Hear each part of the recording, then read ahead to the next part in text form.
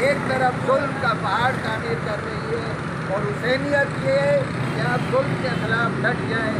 یہ پیغام عاشورہ کا بھی ہے. جماعت اسلامی آپ کو یہ پیغام دے رہی ہے، آئیے مل کر ان کرپٹ حکمرانوں کے خلاف جدوجہد کرتے ہیں.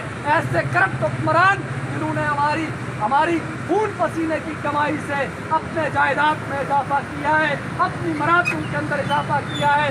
آپ دیکھ رہے ہوں گے کل جو سپریم کورٹ کا فیصلہ آیا ہے کہ دو رنگیاں منانے والے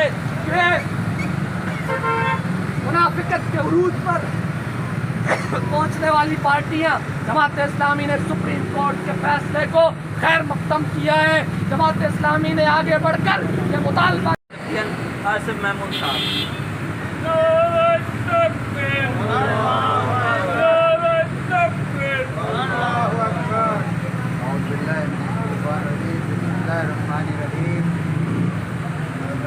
آج کا یہ احتجاج محترم امیر جماعت اسلامی حافظ نعیم الرحمان صاحب کی اپیل پر کیا. پاک وطن جو छा थींदो ही ظلم ही फसाद ही फितनू जेको अॼुकल्ह मुस्लिम लीग नून जे तरफ़ां पीपल्स पार्टी जे तरफ़ां